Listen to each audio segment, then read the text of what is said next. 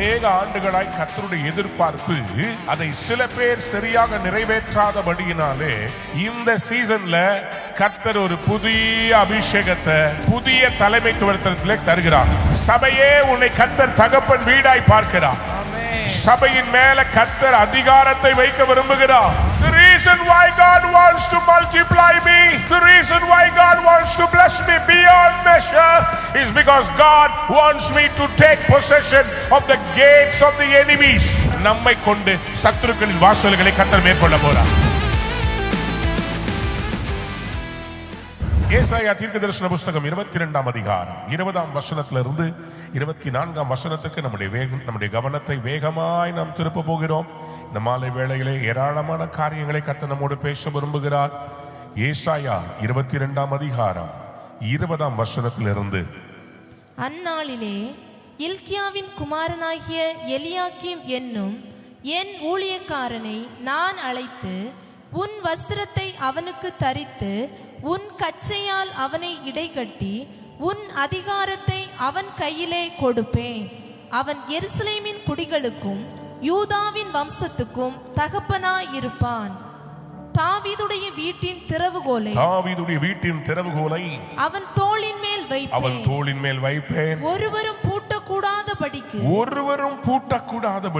அவன் திறப்பான். ஒருவரும் திறக்க கூடாதபடிக்கு அவன் பூட்டுவான். அவனை உறுதியான இடத்திலே ஆணியாக கடாவுவேன். சரி.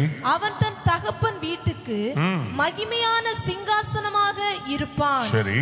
அதின் மேல் அவன் தகப்பன் வம்சத்தாராகிய புத்திரர் பௌத்திரருடைய மகிமை அனைத்தையும் சிறிதும் பெரிதுமான சகல பான பாத்திரங்களையும் தூக்கி வைப்பார்கள். அவன் தகப்பன் வம்சத்தாராகிய புத்திரர் இந்த தாவீதின் திறவுகோலை உடைய உறுதியான ஆணியாக கடவப்பட்ட இந்த எலியாக்கீம் என்கிற அவனுடைய தகப்பன் வீட்டுக்கு மகிமையான சிங்காசனமாய் எலியாக்கீம் இருப்பானாம். சர்வ ஜனங்களின் வழிமுறைகளின் வழிபாட்டுகளின் அனைத்து சிறிய பெரிய பான பாத்திரங்கள் எல்லாம் அவனிடத்தில் கொண்டு வரப்படும். விசுவாசிக்கிறவங்க யாராவது ஒரு அல்லேலூயா சொல்லுங்க. பக்கத்துல பார்த்து சொல்லுங்க, உறுதியான இடத்துல கர்த்தர் உங்களை நிலைநிறுத்த போகிறார். For God to establish, எலியாக்கீம் என்கிற பெயருக்கு establish, God will establish. தேவன் நிலைப்படுத்துவார் என்பதன் அர்த்தம் எலியாக்கீம். அன்பார்ந்தவருடைய பிள்ளைகளே, செப்னான்ற ஒரு கவர்னர் இருக்கிறாரு. ஆனா அந்த கவர்னரால சரியாக நிர்வாகம் பண்ண முடியவில்லை. அவரிடத்திலே இருக்கிற அந்த திறவுகோல்களை சரியாக பயன்படுத்தவில்லை. ஆகவே கர்த்தர் தீர்க்கதரிசியின் மூலமாய் பேசுகிறார். அந்த செப்னாவை வேலையை விட்டு தூக்கு, இந்த எலியாக்கீமை நீ வேலையில வைக்க போற. ஏன்னா அந்த எலியாக்கீம் மூலமா நான் சில காரியங்களை செய்ய வேண்டும். அவன் கையில சில அதிகாரங்களை நான் தரப்போகிறேன். தாவீதுடைய திறவுகோலை நான் எலியாக்கீம் கையில தர போறேன். விசுவாசிக்கிறவங்க யாராவது ஆமென் சொல்லுங்க. இப்ப நான் ஒன்னு சொல்ல போறேன், கை தட்ட போறேங்க. ரெடியா இருக்கிறீங்களா? அநேக ஆண்டுகளாய் கர்த்தருடைய எதிர்பார்ப்பு ஒன்று உண்டு. அதை சில பேர் சரியாக நிறைவேற்றாதபடியினாலே இந்த சீசன்ல கர்த்தர் ஒரு புதிய அபிஷேகத்தை புதிய தலைமைத்துவத்திலே தருகிறார். கேட்கல நல்ல கையை தட்டி உங்க மேல அந்த கிருபை வருகிறது. யாராவது கையை தட்டி ஒரு அல்லேலூயா. ஆண்டவருடைய வைராக்கியம் இந்த எலியாக்கீம் மேல பாருங்க. 20ஆம் வசனத்திலே வேதம் சொல்கிறது, எலியாக்கீம் என்னும் என் ஊழியக்காரனை நான் அழைத்து. Whenever God owns a person, that means he likes him a lot. என் ஊழியக்காரன், என் மகன், நீ என் தாசன். எப்பொழுதெல்லாம் கர்த்தர் அப்படி சொல்றாரோ அப்படின்னா அவர் கிளைம் பண்ணுவார்னு அர்த்தம். சின்ன வயசுல யாரெல்லாம் ஸ்கேல் வச்சிருந்தீங்க, மர ஸ்கேலு, அந்த மர ஸ்கேல்ல நம்ம பேரை எப்படி எழுதி வைப்போம்? காம்பஸை எடுத்து அந்த ஸ்கேல்ல உளி வெட்டி அப்படியே நம்ம பேரை பதிச்சுட்டு அதுக்கு மேல இங்க ஊத்தி அப்படி வச்சா நம்ம பேர் சும்மா பளபளன்னு தெரியும். உங்களையும் என்னையும் கர்த்தர் எப்படி தெரியுமா பார்க்கிறாரு? இவன் என்னுடையவன் என்று சொல்லுகிறார். யாராவது ஒரு வைராக்கியமா ஒரு அல்லேலூயா. என் ஊழியக்காரன். நான் எங்கேயோ அங்கே என் ஊழியக்காரனும் இருக்கிறான். Where I am, my servant will be. நல்ல உக்ரானக்காரன். ஆண்டவருடைய ஊழியக்காரன் அதுக்குன்னு ஒரு மதிப்பு இருக்குதுங்க. இங்க எழுதப்பட்டிருக்கிறது, அவன் கையிலே நான் தாவீதின் வீட்டின் திறவுகோலை அவன் தோளின் மேல் வைப்பேன். எத்தனை பேர் ஆமேன்னு சொல்ல விரும்புறீங்க? பக்கத்துல திரும்பி பார்த்து சொல்லுங்க, என் தோள் மேல இன்னைக்கு நுகம் இல்ல, என் தோள் மேல ஒரு திறவுகோல் வருகிறது. சத்தமா ஒரு அல்லேலூயா சொல்லுங்க பாப்போம். அல்லேலூயா. நாகூம் 1ஆம் அதிகாரத்திலே 13ஆம் வசனத்திலே ஆண்டவர் சொன்னார், அந்நாளிலே உன் தோளில் இருக்கிற சுமையும் இப்போதும் அவன் நுகத்தை முறித்து கட்டுகளை அறுப்பதற்கு காரணம் உங்க மேல புதிய பொறுப்புகள் வருகிறது. கர்த்தர் சில திறவுகோல்களை வைக்க போகிறார். விசுவாசிக்கிறவங்க ஆமேன் சொல்லுங்க பாப்போம். சத்தமா ஆமேன் சொல்லுங்க. இந்த எலியாக்கீமுக்கு என்னெல்லாம் கர்த்தர் தரப்போகிறார்? முதலாவதாக கர்த்தர் சொல்ற, அவன் வஸ்திரத்தை அவனுக்கு நான் தரிக்க போகிறேன். வஸ்திரத்தை கொடுக்க போறேன். I am going to clothe him with a robe. நான் நம்புகிறேன், விசுவாசிக்கிறேன், இன்றைக்கு சிலருக்கு கர்த்தர் புதிய வஸ்திரங்களை தரப்போகிறார். யாராவது ஆமேன் சொல்ல விரும்புறீங்களா? அப்படின்னா வஸ்திரம் மாறுதுனாவே உங்க சீசன் மாற போகுதுன்னு அர்த்தம். சிறையிருப்பில் இருந்த யோசேப்பை பார்வோன் அழைக்கிறார் என்று கேட்ட உடனேயே ஃபர்ஸ்ட் அவங்க செய்தது, அவனுக்கு துரிதமாய் வஸ்திரங்களை மாற்றி அவனை பார்வோனுக்கு முன்பாக கொண்டு வந்தார்கள். நான் நம்புற விசுவாசிக்கிற, ராஜா உங்களை அழைக்கிறார். நீங்க மொர்தேக்காய போல சில வாசல்கள்ட்ட நின்னுகிட்டு இருந்திருப்பீங்க. நீங்க செஞ்சதை யாருமே புரிஞ்சிருக்க மாட்டாங்க. ஆனா இன்னைக்கு உங்க ரெட்ட கத்தர் எடுத்து போட்டு ராஜா கணம் பண்ணுகிற மனுஷன், நெடுநாளாய் கணம் இல்லாமல் இருக்கிற உங்களுக்கு இந்த வருடம் மத்திய பகுதியில கத்தர் ஒரு மாற்றத்தை கொண்டு வருகிறார். என் தோல்ல என்ன இருக்குது? அழுக்கு இருக்குது. என் தோல்ல ஒண்ணு இல்ல சாமி, ஒரே பாரமா இருக்குது. ஆண்டவர் சொல்றாரு, ஒருவரும் பூட்டக்கூடாதபடி திறக்கிற, ஒருவரும் திறக்க கூடாதபடி பூட்டுகிற ஒரு திறவுகோலை இந்த இரவு வைக்க போறான். யாராவது ஒரு அல்லேலூயா சொல்றீங்களா? அதுக்குதான் வேற வஸ்திரத்தை மாற்ற சொல்றாரு. ஏன்னா உங்க வஸ்திரம் பழைய வஸ்திரத்தின் மேல அந்த சாவியை வைக்க முடியாது. இன்னைக்கு கர்த்தர் சொல்றார், வைராக்கியம் என்னும் சால்வையை நீங்கள் அறிந்து கொள்ள போறீங்க. விசுவாசிக்கிறவங்க மட்டும் ஒரு ஆமேன்னு சொல்றீங்களா? பக்கத்துல பார்த்து சொல்லுங்க, ட்ரெஸ் மாத்துங்க, உங்க சீசன் மாறிடுச்சு. எத்தனை பேர் ஆமேன்னு சொல்ல விரும்புறீங்க? நான் நம்புறேன், விசுவாசிக்கிறேன், ஆண்டவர் உங்களை பஞ்ச பண்டாரமாய் வைக்க விரும்பல, உங்களை செல்வ சீமானா வைக்க விரும்புறாரு. உங்களை எல்லாத்துக்கும் மேல தலையா வைக்க விரும்புறாரு. தலைகள் எல்லாம் அல்லேலூயா சொல்லுங்க. கர்த்தர் உங்களை தலையா வைக்க விரும்புறார். யாரெல்லாம் ஆமென் சொல்ல விரும்புறீங்க? ஹல்லேலூயா. ஆண்டவர் வஸ்திரத்தை மாத்த சொல்றார். அடுத்தது ஆண்டவர் சொல்றாரு, உன் கச்சையால் அவனை இடை கட்டி, girdle him with the belt. இந்த பெல்ட்ல தான் பர்ஸ் வந்து அட்டாச்சா இருக்கும். ஒரு பக்கம் பர்ஸ், இன்னொரு பக்கம் ஆயுதமாகிய பட்டயம். இது ரெண்டுமே இந்த இடைக்கச்சையில தான் கட்டி வச்சிருப்பாங்க. அவங்க வழி பிரயாணத்துக்கு வேண்டிய, நம்ம ஊர்ல எல்லாம் முடிச்சு வச்சிருப்பாங்க தெரியுமா, வயசான அம்மமார் எல்லாம் சாவியையும் இடுப்புல தான் முடிஞ்சு வச்சிருப்பாங்க. அதுபோல அந்த இடுப்புல இருந்து தான் அவங்க அதை தொங்க விட்டுருப்பாங்க. ஒரு பக்கம் பணப்பை, இன்னொரு பக்கம் அவங்களுடைய ஆயுதம். ஆண்டவர் சொல்றாரு, இனி யாரும் என் பிள்ளைய மேற்கொள்ள போகிறது இல்ல. என் பிள்ளைக்கு நான் ஐஸ்வர்யங்களையும் தர போறேன். என் பிள்ளை கையில பட்டயத்தையும் நான் தீட்டி கொடுக்க போறேன். என் பிள்ளைகிட்ட சொல்லு. யாராவது ஒரு அல்லேலூயா சொல்றீங்களா? மக்களே, யாராவது நைட்டு பெல்ட் போட்டு தூங்குற பழக்கம் இருக்குதா? நைட் என்ன பண்ணுவோம்? யாரும் பெல்ட்டை போட மாட்டோம் இல்லையா? நான் ஒரு நாள் எங்க ஆபீஸ்ல கேட்டுட்டு இருந்தேன், யாரெல்லாம் பெல்ட் போட்டு தூங்குவீங்க? டிரைவர் சொன்னாரு, பெல்ட் போட்டு தான் தூங்குவேன். ஏன்னு கேட்டேன், எப்ப கூப்பிட்டாலும் வரதுக்காக அப்படின்னாரு. ஒரே சிரின்னு சிரிச்சோம். பெல்ட் பொதுவா எப்ப போடுவோம்? எங்கேயாவது வெளியே போகணும்னா அப்பதான் பெல்ட் எடுத்து மாட்டுவோம்.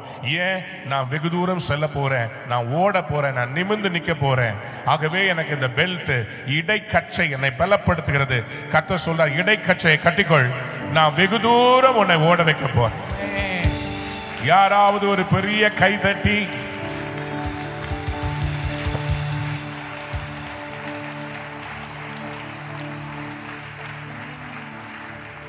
எபேசியர் 6ஆம் அதிகாரத்தில் நம்ம வாசிக்கிறோம். அந்த இடைக்கச்சை என்ன இருங்க? சர்வாயுத வர்க்கத்துல சத்தியம் என்னும் இடைக்கச்சை. யாரெல்லாம் ஒரு அல்லேலூயா சொல்றீங்க? the belt of truth. இன்னைக்கு கர்த்தர் உங்களை அதை அணிந்து கொள்ள சொல்ல விரும்புகிறார்.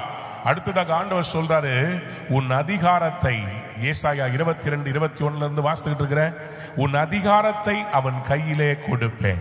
யாரெல்லாம் இன்னைக்கு அந்த அதிகாரத்தை பெற்றுக்கொள்ள போறீங்க அவங்க மட்டும் ஒரு அல்லேலூயா சொல்லுங்க. பக்கத்துல பார்த்து சொல்லுங்க, கவர்மெண்ட் உங்க கையில வருகிறது. யாரெல்லாம் ஆமென் சொல்ல விரும்புறீங்க? இன்னைக்கு அதிகாரத்தை கர்த்தர் மாத்த போறார். அதுக்காக தான் இன்னைக்கு சில திறவுகோலை உங்க மேல, என் மேல வைக்க போறாரு. யாருக்கெல்லாம் வேணும் அவங்க மட்டும் ஒரு ஆமென் சொல்லுங்களேன். பக்கத்துல பார்த்து சொல்லுங்க, திறவுகோலை உடையவர், திறவுகோலை உடையவர். அந்த ஏசாயா 22ஆம் அதிகாரம் 21ஆம் வசனத்தின் மையப்பகுதி சொல்கிறது, உன் அதிகாரத்தை அவன் கையிலே கொடுப்பேன். I will give him the government into his hand. I will give him the government. அவன் எருசலேமின் குடிகளுக்கும் யூதாவின் வம்சத்துக்கும் தகப்பனாய் இருப்பான்.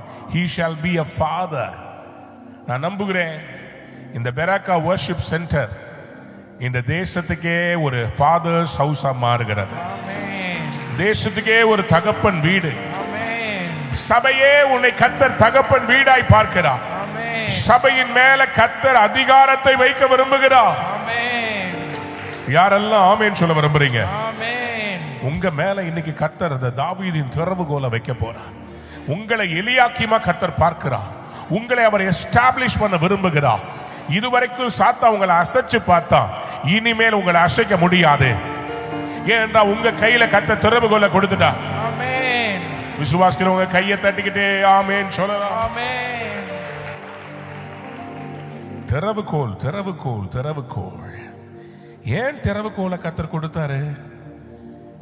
ஏன் அந்த திறவுகோலை குறிச்சு ஆண்டவராகிய இயேசு கிறிஸ்துவுக்கு ஒரு மெசியானிக் ப்ராஃபஸியா அந்த திறவுகோலை ஆண்டவராகிய இயேசுக்கு குறித்து வெளிப்படுத்தின விசேஷத்திலே அவரை குறித்து எழுதப்பட்டிருக்கிறது.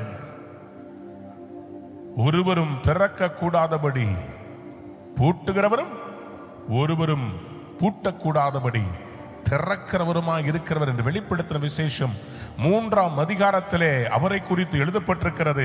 அங்கே ஒரு முக்கியமான காரியம் எழுதப்பட்டிருக்கிறது. இதோ திறந்த வாசலை உனக்கு முன்பாக வைக்கிறேன். சத்தமா ஒரு அல்லேலூயா, உற்சாகமா ஒரு அல்லேலூயா. வஸ்திரத்தை சத்தமா யாராவது ஒருத்தவங்க வாசிங்க. உன் கிரியைகளை அறிந்திருக்கிறேன், கொஞ்சம் பலன் இருந்தும் நீ என் நாமத்தை மறுதலியாமல் என் வசனத்தை கைக்கொண்டபடியினால் இதோ திறந்த வாசலை உனக்கு முன்பாக வைத்திருக்கிறேன். யாராவது ஒரு அல்லேலூயா சொல்லுங்க. அதை ஒருவனும் பூட்ட மாட்டான். அப்புறம் இதோ யூதர் அல்லாதிருந்தும் போதும். இதோ நான் உனக்கு திறந்த வாசல். எல்லாரும் ஒரு வாசல் சொல்லுங்க, சத்தமா சொல்லுங்க. வாசல் திறக்கப்படுகிறது. சத்தமா சொல்லுங்க, வாசல் திறக்கப்படுகிறது. ஆண்டவருடைய பிள்ளைகள் அறிந்து கொள்ள வேண்டும், நீங்கள் சுதந்திரிக்க வேண்டிய நன்மையான வாசல்கள் உண்டு. At the same time there are gates which we need to possess. We need to overcome. நாம் மேற்கொள்ள வேண்டிய சில வாசல்கள் இருக்கிறது. அந்த வாசல்களை பிசாசு இன்று பிடித்து வைத்திருக்கிறான். அதுக்காக தான் தாவீதுக்கு அந்த திறவுகோலை கர்த்தர் கொடுத்தார். காரணம் என்ன? சவுல் என்கிற ஒரு மனிதனை அவர் ராஜாவாக மாற்றி அமலேக்கியரை முற்றிலுமாய் அழித்து விடு, அவர்களுடைய வாசல்களை நீ சுதந்திரிக்க வேண்டும் என்று சவுலை முதல் ராஜாவாக அவர் ஏற்படுத்தினார். But the problem is Saul did not understand the assignment of God. ஆகவே அவன் அமலேக்கியனுடைய விலையேறப்பெற்றவைகளை பகுதுக்கி வைத்தான், அவர்களை முற்றுமாய் அழிக்கவில்லை. ஆகவேதான் கர்த்தர் என் சித்தத்தை நிறைவேற்றுகிற ஒருவனை என் இருதயத்துக்கு ஏற்றவனை கண்டேன், அவன் என் இருதயத்தில் உள்ளவைகளை எல்லாம் நிறைவேற்றுவான் என்று தாவீதை கர்த்தர் ஏற்படுத்தினார். அந்த தாவீதுக்கு கர்த்தர் திறவுகோலை கொடுத்தார். விசுவாசிக்கிறவங்க யாராவது ஒரு அல்லேலூயா சொல்றீங்களா?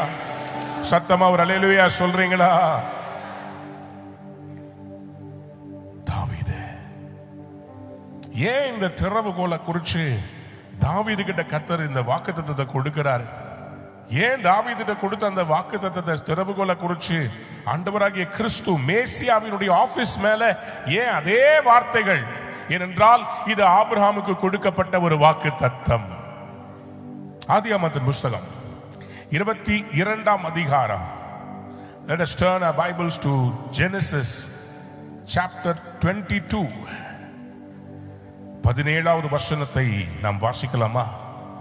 நான் உன்னை ஆசீர்வதிக்கவே ஆசீர்வதித்து உன் சந்ததியை வானத்து நட்சத்திரங்களைப் போலவும் கடற்கரை மணலைப் போலவும் சரி பெருகவே பெருக பண்ணுவேன் என்றும் சரி உன் சந்ததியார் தங்கள் சத்துருக்களின் வாசல்களை சுதந்தரித்துக் கொள்வார்கள். யாராவது ஒரு ஆமென் சொல்லுங்க. Your seed shall possess the gates of their enemies. ஆண்டவர் திட்டமாய் சொல்லுகிறார், சத்துருக்களிடம் சில வாசல்கள் இருக்கிறது. ஆபிரகாமே, நான் உன்னோடு உடன்படிக்கை செய்கிறேன். நீ சாதாரணமாய் உன் வீடு இருக்காது. நான் உன்னை ஆசீர்வதிப்பேன்.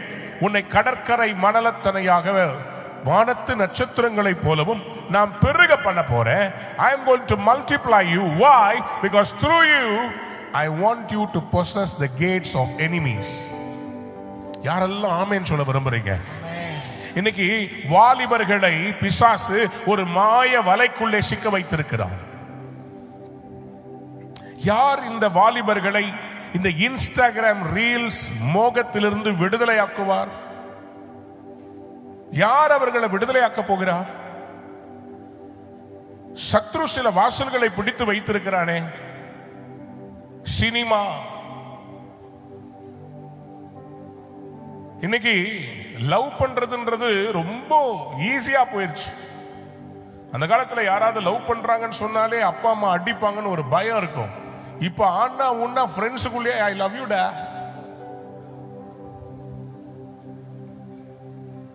இன்னைக்கு சத்ரு கர்த்தருடைய பிள்ளைகளுடைய வாசல்களை அவன் சுதந்திரித்துக் கொண்டு உட்கார்ந்துகிட்டு இருக்கிறான். It is time for the church to be empowered to possess the gates of enemies. யாராவது ஒரு ஆமென் சொல்லுங்களேன்.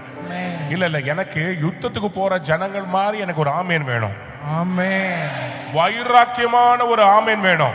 ஆமென். சத்துருக்களின் வாசல்களை சபை இன்னைக்கு பிடிக்க போகுதுன்னு நம்புற மட்டும் ஆமென் சொல்லுங்க. ஆமென். நீங்க யார் வீட்டுக்கு வந்திருக்கு தெரியுமா? சத்துருக்களின் வாசல்களை மேற்கொள்ற வீட்டுக்கு வந்திருக்குது. ஆபிரகாமுக்கு இந்த வசனத்தை கொடுத்தவர் ஆதியாகமம் 24ஆம் அதிகாரத்தில் அவங்க வீட்டுக்கு வரப்போற அந்த பிள்ளைக்கு கூட அதே வாக்குத்தத்தத்தை கொடுக்கிறார். மருமகளுக்கும் அதே வாக்குத்தத்தம் கொடுக்கப்படுகிறது. ஆதியாகமம் 24ஆம் அதிகாரம் 60வது வசனத்தை வாசியுங்கள்.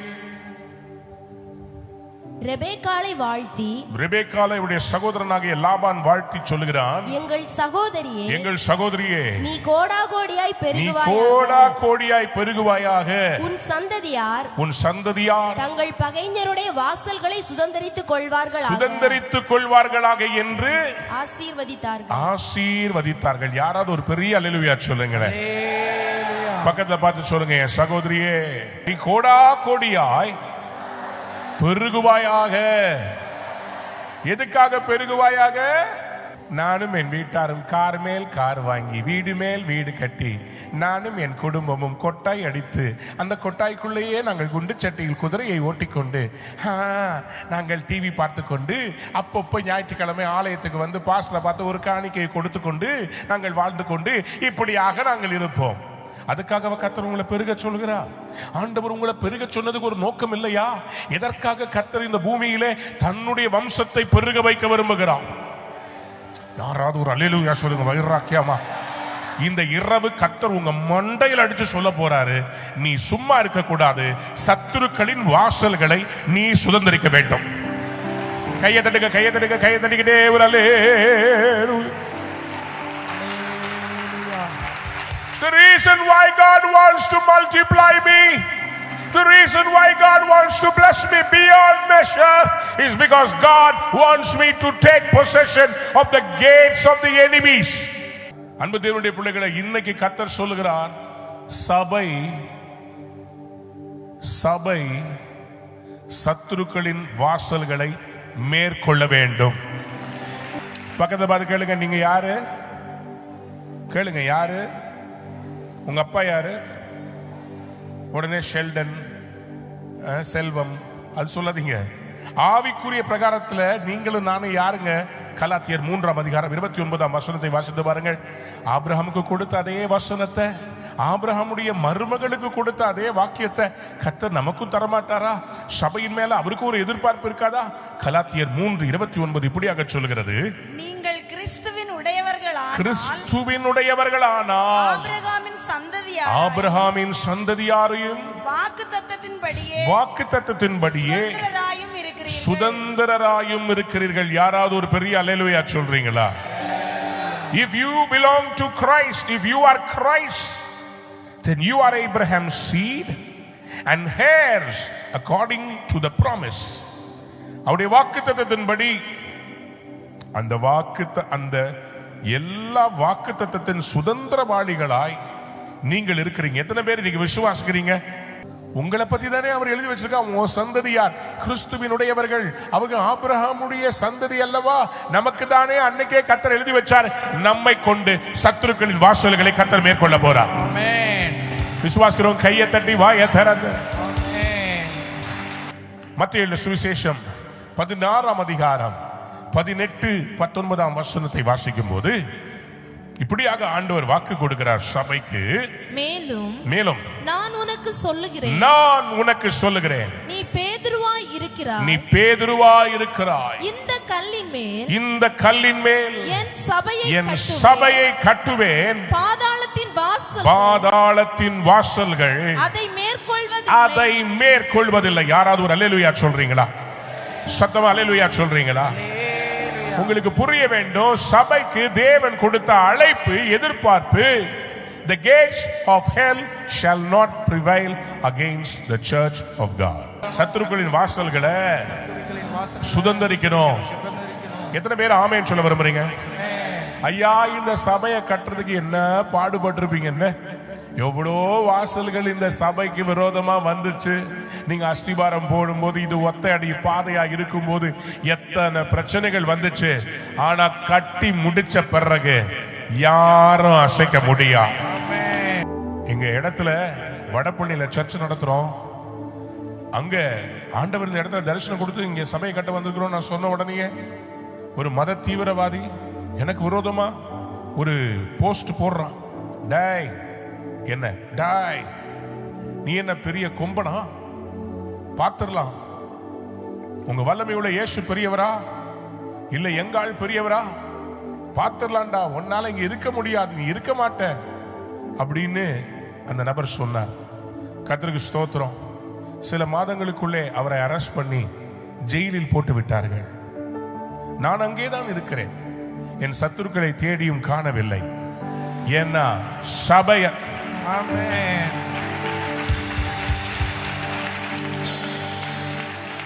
இந்த சபைக்கு கூட நிறைய தடைகள் நபர்கள் எழுப்பினார்கள். ஆனா இன்னைக்கு தேடி பார்த்தா காணல. அவங்க இருந்த இடமும் தெரியல. ஏன்னா சபையின் வாசலை யாரும் மேற்கொள்ள முடியாது. சபைதான் ஜெயிக்கும். பக்கத்துல பார்த்து சொல்லுங்க, இது ரத்தம் சிந்தி மீட்கப்பட்ட சபை.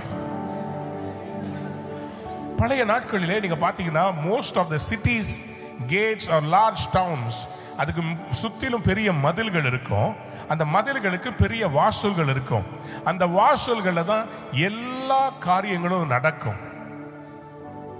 அந்த வாசல்ல தான் அந்த வாசல்ல தான் அவங்களுடைய எல்லா பொருளாதார பரிமாற்றங்கள், காமர்ஸ் எல்லாமே அங்கதான் நடக்கும். 2 ராஜாக்கள் புஸ்தகம் 7ஆம் அதிகாரம் 1ஆம் வசனத்தை நீங்க வாசித்து பார்க்கும்போது அங்கதான் அவங்க எல்லாத்தையும் கொண்டு வந்து அவங்க விற்பார்கள். இங்க நம்ம வாசிக்கிறோம் 2 ராஜாக்கள் 7ஆம் அதிகாரத்திலே 1ஆம் வசனத்திலே, நாளை இந்நேரத்திலே சமாரியாவின் வாசலிலே 1 மரக்கால் கோதுமை மா 1 சேக்கலுக்கும் 2 மரக்கால் வார்கோதுமை 1 சேக்கலுக்கும் விற்கப்படும் என்று கர்த்தர் சொல்லுகிறார். பக்கத்தில் இருக்க அந்த விழுஞ்சம் போர்ட்ல இன்னைக்கு பல காரியங்கள் ஒரு காமர்ஸ் கேட் மாதிரி இந்த குளச்சலுக்கு பக்கத்துல இந்த கன்னியாகுமரி மாவட்டத்துக்கிட்ட ஒரு வாசல் இருக்குதுங்க. இந்து மகா சமுத்திரத்துல இருந்து இந்தியாவுக்குள்ள வர்றதுக்கு ஒரு வாசல் இருக்குது. அந்த வாசலின் காப்பாளர்களாக கர்த்தர் உங்களை, சபையை, கன்னியாகுமரி மாவட்டத்திலே இந்தியாவின் வாசலை காக்கும்படி தேவன்,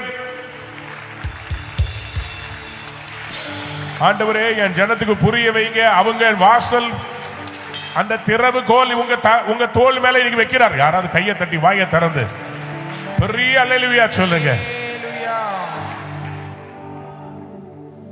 There was commerce at the gates. அந்த இடத்தை இன்னைக்கு சுதந்திரிக்கணும். இயேசுவின் நாமத்தை சொல்றேன், கர்த்தர் இன்னும் அநேக பிசினஸ் மேன எழுப்புவாராக. இன்னும் அநேக பிசினஸ் செய்ய உங்களுக்கு ஞானத்தை தருவாராக. யாரெல்லாம் ஒரு ஆமேன் சொல்ல விரும்புறீங்க? நல்ல சத்தமா ஒரு ஆமேன் சொல்லுங்க. நான் என்ன பண்ணுவேன் பாஸ்டர், நான் வீட்டில் இருக்கிறேன். வீட்டில் இருந்தே சில பேர் எண்ணெய் அரைச்சு அந்த எண்ணெயை தயாரிச்சு பாட்டில்ல ஊத்தி விற்கிறாங்க. அது வேர்ல்டு ஃபுல்லா எக்ஸ்போர்ட் ஆகுது. தெரியுமா உங்களுக்கு? உங்களால் நல்ல மாவு அரைக்க முடியுமா? மாவு அரைச்சு பேக்கெட் போட்டு ஒரு பிராண்ட் போட்டு வித்து பாருங்க. உங்கள் பிராண்ட் மாவு எல்லார் வீட்டிலும் தோசையாக மின்னும். ஆமென் சொல்லுங்க. யாருக்கெல்லாம் ஆண்டவருடைய ராஜ்யத்தை கட்டணும்னு ஆசையா இருக்குது, கர்த்தர் உங்க கையில் அந்த திறவுகோலை தரப்போகிறார். பொருளாதார திறவுகோலை தரப்போகிறார். நான் இருந்தா ஒரு பெரிய ஆமென் சொல்லியிருப்பேன். புதிய பிசினஸ் தரப்போகிறார். பெரிய கம்பெனிஸ் தரப்போகிறார். God is giving you the keys to business. Amen. ஷகடதலபரியந்தலபசெந்தரே. நெகேமியா 12ஆம் அதிகாரம் 25ஆம் வசனத்தை நோட் பண்ணிக்கொள்ளுங்க. ஆண்டவர் அந்த வசனம் இப்படியாக சொல்லுகிறது. நெகேமியா 12:25 வாசிக்கிறதுக்கு டைம் இல்ல. மத்தனியா, பக்புக்கியா, உபதியா, மெசுல்லாம், தல்மோன், அக்கூப் என்பவர்கள் வாசல்களில் இருக்கிற பொக்கிஷ அறைகளை காவல் காக்கிறவர்களாக இருந்தார்கள். பொக்கிஷம் வாசலில் இருக்கிறது. அந்த பொக்கிஷத்தின் வாசல்களை சுதந்திரிக்க கர்த்தர் இன்றைக்கு சபையை உயர்த்த போகிறார். சபையின் கையிலே திறவுகோலை தரப்போகிறார். யாரெல்லாம் ஆமென் சொல்ல விரும்புறீங்க? இந்தியாவில் இந்த அதானி தான் பெரிய ஆளு, அம்பானி தான் பெரிய ஆளு. எனக்கு ஒரு பெரிய ஆச்சரியமான ஒரு காரியம், எனக்கு ஒரு கேள்வி கேட்கணும்னு. இவங்க எல்லாம் ஆபிரகாமுக்கு சொந்தக்காரங்களா? இவங்க எல்லாம் ஆபிரகாமுடைய வீட்டுக்காரங்களா? ஆபிரகாமுக்கு எந்த சம்பந்தமே இல்லாத இவங்களே ஆசீர்வாதமா இருக்கும் போது சுதந்திரவாளியாகிய நாம், சுதந்திரவாளியாகிய சபையாகிய நாம், ஆமென், கையை தட்டி வாயை திறந்து ஒரு பெரிய அல்லேலூயா சொல்லுங்க. நம்புங்க, நம்புங்க, நம்புங்க. அதிகாரத்தில் இருப்பவர்களால் அல்ல, அனைத்தையும் ஆளுகிறவர் உங்களை ஆசீர்வதிக்க வல்லமை உள்ளவராக இருக்கிறார். இன்னைக்கு ஆண்டவர் உங்களுக்காக வாசல்களை திறக்க சொல்ல போறார். விசுவாசிக்கிறவங்க ஒரு அல்லேலூயா சொல்லுங்க. சத்தமா ஒரு அல்லேலூயா சொல்றீங்களா? இந்த வாசல் வழியா தான் எல்லா போது வருதுன்னா அப்படின்னா இந்த வாசல் கிட்ட தான் நியாய தீர்ப்பும் நடந்தது. இன்னைக்கு இயேசுவின் நாமத்தை சொல்றேன், நீதி துறையில கர்த்தருடைய பிள்ளைகள் வர வேண்டும். அட்வொகேட்டா இல்ல, ஜட்ஜா வரணும். ஆமென். சீஃப் ஜஸ்டிஸா வரணும். ஆமென். விசுவாசிக்கிறவங்க யாராவது ஒரு ஆமென் சொல்லுங்க. ஆமென். ஏன் அந்த வாசலை பிடிக்க கூடாது? ஏசாயா 29ஆம் அதிகாரம் 21ஆம் வசனத்தை வாசித்து பாருங்கள். ஏசாயா 29:21. இன்னொருத்தவங்க ஆமோஸ் 5ஆம் அதிகாரம் 15ஆம் வசனத்தை வாசித்து பாருங்க. ஒரு வார்த்தையின் நிமித்தம் மனுஷனை குற்றப்படுத்தி என்ன வாசலுங்க? நியாய வாசலிலே தங்களை கடிந்து கொள்ளுகிறவனுக்கு கண்ணி வைத்து நீதிமானை நிர்நிமித்தமாய் துரத்தி இப்படி அக்கிரமம் செய்ய இப்படி அக்கிரமம் செய்ய வகை தேடுகிற யாவரும் சங்கரிக்கப்படுவார்கள். அப்படியானால் அங்கு வேதம் சொல்லுகிறது நியாய வாசல் என்று ஒன்று இருக்கிறதாம். எத்தனை பேர் ஆமென் சொல்ல விரும்புறீங்க? நான் நம்புகிறேன், விசுவாசிக்கிறேன், கர்த்தர் உங்கள் வாசலிலே அவருடைய நீதியையும் அவருடைய நியாயத்தையும் அவர் விளங்க பண்ண போகிறார். There is a place called justice. உங்களுக்கு நீதி கிடைக்கணுமா? இன்னைக்கு நிறைய நீதித்துறையினுடைய காரியங்களை பார்த்தீங்கன்னா ரொம்ப வேதனையா இருக்குது. ஒரு கட்சிக்கோ பணம் பொருந்தினவர்களுக்கோ ஈஸியா அவர்களுக்கு ஏற்றாற்போல் நீதி மாறி விடுகிறது. எந்த ஜட்ஜ் வந்து விசாரிக்கணும்ன்றது முதற்கொண்டு அவர்கள் தீர்மானிக்கிறார்கள். அவருடைய கேஸ் யார்கிட்ட வரணும், அந்த கேஸ்க்கு என்ன ஜட்ஜ்மெண்ட் எழுதணும், இதையெல்லாம் உலகம் செய்து கொண்டிருக்கிறது. ஆனா கர்த்தர் நீதிபரர். யாராவது ஒரு அல்லேலூயா சொல்ல மாட்டேன்றீங்க? ஒரு அநீதியுள்ள ஒரு நியாயாதிபதி இருந்தா, ஒரு பெண் அவள்கிட்ட போய் அலட்டிக்கிட்டே இருந்தா, அப்ப ஆண்டவர் சொல்றாரு, ஒரு நாள் அவன் அவளை அதிகமாய் வந்து தன்னை அலட்டுகிறதை பார்த்து அவளுக்கு நியாயம் செய்தானா. அதை சொல்லிட்டு அவர் சொல்லுகிறார், பரலோகத்தின் தேவனானவர் இரவும் பகலும் தம்மை நோக்கி கூப்பிடுகிற தேவனுடைய பிள்ளைகளுக்கு சீக்கிரத்தில் நியாயம் செய்யாமல் இருப்பாரோ? தமிழ்நாட்டில் அவர் நியாயம் செய்வார். யாராவது கையை தட்டி வாயை திறந்து, இந்தியாவிலே அவர் நியாயம் செய்வார், நியாயம் செய்வார். நியாய வாசல்களை கர்த்தர் சபைக்கு சுதந்திரமாய் தருகிறார். எத்தனை பேர் நம்புறீங்க, விசுவாசிக்கிறீங்க? ஒரு ஆமென் சொல்லுங்க. பக்கத்துல பார்த்து சொல்லுங்க, நியாய வாசல்கள். It was the gates were the symbol of all law courts. Amos 5ஆம் அதிகாரம் 15ஆம் வசனம், சகரியா 8ஆம் அதிகாரம் 16ஆம் வசனம். இங்க வாஸ்து பார்க்கிறோம், அந்த பட்டணத்தினுடைய மூப்பர்கள் எல்லாரும் அவர்கள் ஒலிமுக வாசல்களிலே நியாயத்தை நிலைப்படுத்துங்கள் என்று எழுதப்பட்டிருக்கிறது. நீங்கள் தீமையை வெறுத்து நன்மையை விரும்பி ஒலிமுக வாசலிலே நியாயத்தை நிலைப்படுத்துங்கள். Justice has to be established at the gate. ஆகவே நியாயக்கேடான காரியம் இந்த தேசத்திலே புதிதாக சொல்லுகிறார்கள். கணவனும் மனைவியுமாக இல்லாமல் திருமணமாகாமலேயே 2 பேர் சேர்ந்து வாழலாம். நியாய வாசலிலே நியாயம் புரட்டப்படுகிறது. இது யாருக்கு தெரியும்? இந்த சட்ட திருத்தத்தை கொண்டு வந்தது யாருக்காவது தெரியுமா? சைலண்டா சட்டத்தை திருத்தி வச்சிருக்கிறாங்க. அப்படியானா விபச்சாரம் என்கிற அந்த கான்செப்ட் எங்கே இருக்கிறது? யார் வேண்டுமானாலும் யாரோடு வேண்டுமானாலும் இருக்கலாம். கன்சென்சுவஸ், அவுட்சைட் ஆஃப் த மேரேஜ். திருமணத்துக்கு அப்பால் உறவு இருந்தா 2 பேரும் அவங்க பெரியவங்க, அவங்களுக்கு விருப்பமானதை செய்யறாங்க. இதுல என்ன தப்புன்னு சொல்லி கோர்ட்டு கேட்டிருக்குது. இன்னைக்கு அதுக்கு தகுந்த மாதிரி மாத்தி இருக்கிறாங்க. அப்ப விபச்சாரம், பிறனுடைய மனைவியை இச்சியாதிருப்பாயாக. வேர் இஸ் தி லா? ஆண்டவர் கொடுத்த கட்டளை பிரமாணங்கள் என்னவாயிற்று? வேர் இஸ் தி லா? அன்பார்ந்தவருடைய பிள்ளைகள், அந்த வாசலை பிடித்தே ஆக வேண்டும். எத்தனை பேர் ஆமென் சொல்ல விரும்புறீங்க? நியாய வாசலுக்காக உங்களையும் உங்களுடைய பிள்ளைகளையும் கர்த்தர் ஆயத்தப்படுத்துகிறார். கையை உயர்த்தி அல்லேலூயா சொல்லுங்க. அது மட்டுமல்ல, ராஜாக்கள் இந்த வாசல் கிட்ட தான் வருவாங்க. ஜனங்களுக்கு அறிவிக்க வேண்டும் என்றால் வாசல் கிட்ட தான் ராஜாக்களை பிரகடனப்படுத்துவாங்க, அபிஷேகம் பண்ணுவாங்க. ஏன்னா அந்த இடத்துல தான் 1 ராஜாக்கள் 22ஆம் அதிகாரத்துல 10ஆம் வசனத்தை வாசித்து பாருங்கள். அங்கேதான் அவர்கள் உட்கார்ந்து அந்த சிம்மாசனத்தை வைத்து ஜனங்கள் போக்கும் வரத்துமா இருக்கிற அந்த இடத்துல தான் the political gate was there. 1 ராஜாக்கள் 22ஆம் அதிகாரம் 10ஆம் வசனத்தை வாசிங்க. இஸ்ரவேலின் ராஜாவும் யூதாவின் ராஜாவாகிய யோசபாத்தும் சமாரியாவின் ஒலிமுக வாசலுக்கு முன்னிருக்கும் விசாலத்திலே ராஜவஸ்திரம் தரித்துக் கொண்டவர்களாய் அவரவர் தம் சிங்காசனத்தில் உட்கார்ந்திருந்தார்கள். அவங்க த்ரோனையே கொண்டு வந்து அந்த ஒலிமுக வாசலுக்கு முன்னிருக்கும் விசாலத்துல உட்கார்ந்திருந்தாங்களா. அப்படியானா ஒரு பொலிட்டிக்கல் பெரிய பவர். இன்னைக்கு நம்ம புரிந்து கொள்ள வேண்டும், இந்த பாலிடிக்ஸ்ல இருக்கிற அந்த வாசலை சபை பிடிக்க வேண்டும். யாரெல்லாம் நம்புறீங்க தானியேல் ஆட்சியில வர வேண்டும் என்று? இது நடக்கணும்னா வாசல்ல யார் நிக்கணும் தெரியுமா? தீர்க்கதரிசிகள் நிக்கணும். பக்கத்துல பார்த்து சொல்லுங்க, தீர்க்கதரிசிகள் நிக்கணும். எரேமியா 7ஆம் அதிகாரம் 2ஆம் வசனத்தை வாசித்து பாருங்கள். ஆண்டவர் எங்கே நிற்க, இந்த இரவு உங்களை நான் அந்த வாசலுக்கு நேரா ஒரு தீர்க்க தரிசன பணியோடு நான் நிற்க வைக்க விரும்புகிறேன். I want to entrust, we want to take as a church the responsibility of standing and prophesying at the gates. இந்த வாசல்களுக்கு நேராக நின்று நீங்கள் நானும் இன்னைக்கு தீர்க்க தரிசனம் உரைக்கணும். எரேமியா 7ஆம் அதிகாரம் 2ஆம் வசனத்தை வாசியுங்கள். நீ கர்த்தருடைய ஆலயத்தின் வாசலிலே ஆலய வாசலில் நின்று அங்கே கூறி சொல்ல வேண்டிய வசனம் தேசத்துக்கே நீ சொல்ல வேண்டிய வசனம் என்னன்னா, கர்த்தரை பணிந்து கொள்ள, கர்த்தரை பணிந்து கொள்ள இந்த வாசல்களுக்குள்ளே பிரவேசிக்கிற யூத ஜனங்களாகிய நீங்கள் எல்லாரும் கர்த்தருடைய வார்த்தையை கேளுங்கள். யாராவது ஒரு அல்லேலூயா சொல்றீங்களா?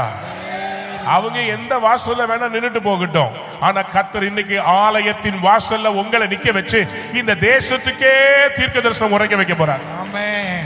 யாராவது விசுவாசிக்கிறவங்க கையை தட்டி ஆமென் சொல்லு. ஆமென். எலியாக்கீம், தாவீதுடைய திறவுகோல்களை உன் தோள் மேல நான் வைக்க போறேன்பா. ஏன் தெரியுமா? யாராலையும் திறக்க முடியாத அந்த பூட்டை எந்த தலைமுறையாலையும் செய்ய முடியாதத ஷெப்னாக்களை நான் தள்ளி எலியாக்கீமான உன்னை அவன் ஸ்தானத்திலே நான் நிறுத்தி அந்த திறவுகோலை உன் தோளிலே வைத்து இந்த வாசல்களை திறக்கும்படி உன் வாயில் இருக்கிற வார்த்தையை நான் பயன்படுத்த போறேன். எத்தனை பேர் ஆமென் சொல்ல விரும்புறீங்க? சத்தத்தை உயர்த்தி ஒரு அல்லேலூயா சொல்றீங்களா? பக்கத்தை பார்த்து சொல்லுங்க. நீங்க தீர்க்க தரிசனம் உரைப்பது ஆண்டவருடைய வார்த்தை, ஆண்டவருடைய திறவுகோல். எத்தனை பேர் விசுவாசத்துல ஆமென் சொல்ல விரும்புறீங்க? எரேமியா 17ஆம் அதிகாரம் 19ஆம் வசனம். பழைய ஏற்பாட்டு காலத்துல சிட்டி கேட் தான் மீடியா சென்டருங்க. மீடியா சென்டர் எங்கன்னா சிட்டி கேட்ஸ். அந்த கேட்ஸ் தான் மீடியா சென்டர். அங்க என்ன நடக்குதோ அதுதான் எல்லாரும் வீட்டுல பேசிக்குவாங்க. நான் நம்புறேன், விசுவாசிக்கிறேன், வருகிற நாட்கள்ல மீடியாவை சபை பிடிக்க போகிறது. ஆமென். யாரெல்லாம் ஒரு ஆமென் சொல்ல விரும்புறீங்க? அந்த வாசலை பிடிக்க விரும்புறவங்க எல்லாம் ஒரு அல்லேலூயா சொல்லுங்க. ஹல்லேலூயா. ஹல்லேலூயா.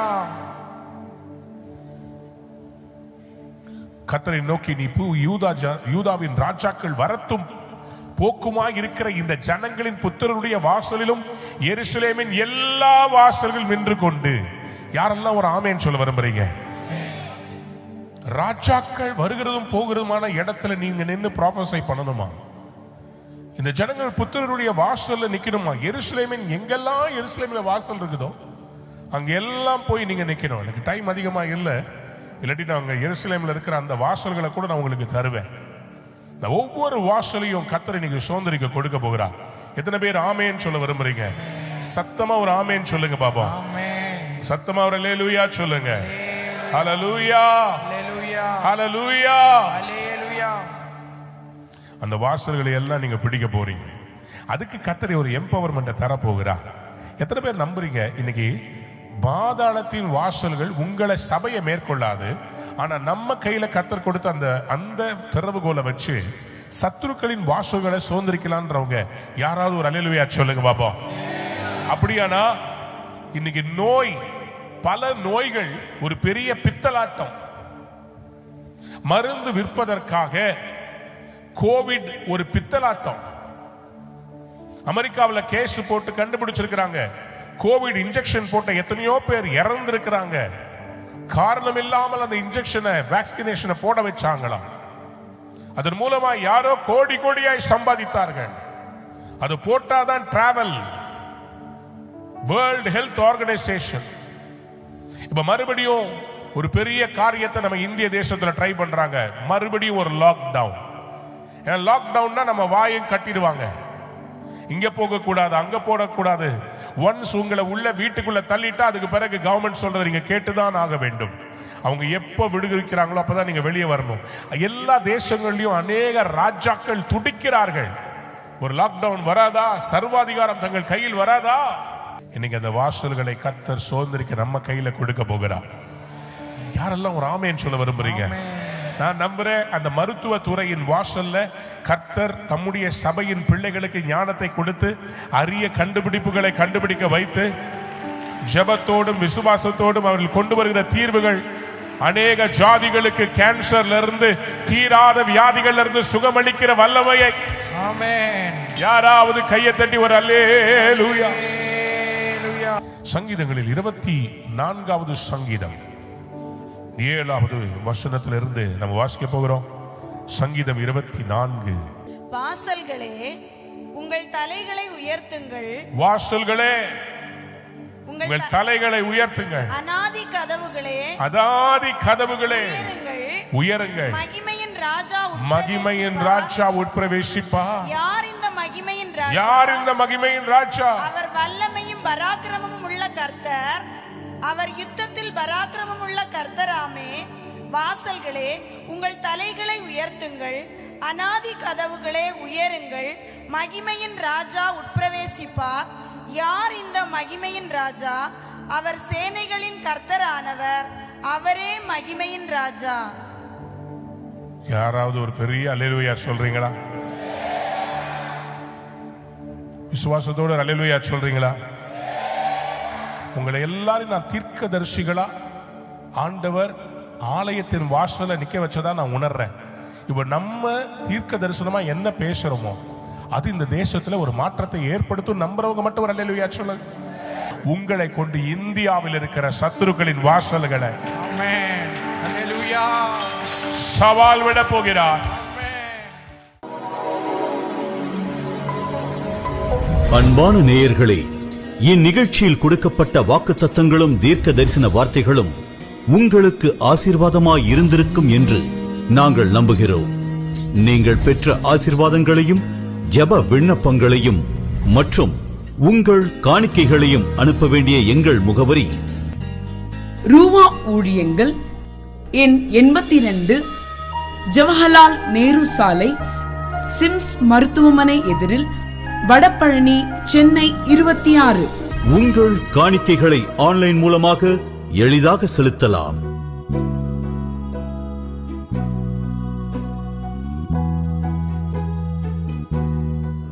எங்கள் இணையதள முகவரி www.ruhaministries.org.